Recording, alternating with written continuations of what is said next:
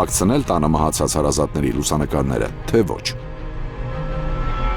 Ոմանք պնդում են, թե այս հարցին պատասխանելը մեղմ ասած այնքան էլ հեշտ գործ չէ։ Բանն այն է, որ նույնիսկ գիտատեխնիկական բուռն զարգացման պայմաններում դեռ կան մարդիկ, որոնք դիմում են զանազան բախտագուշակների, հեքիմների օգնությանը,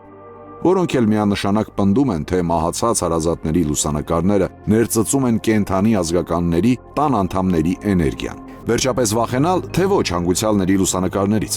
Ինչ է մտածում այս հարցի շուրջ հայ առաքելական Սուրբ եկեղեցին։ Երբ որ իրենք ողջ էին, իրենք սեր էին սփռում դեպի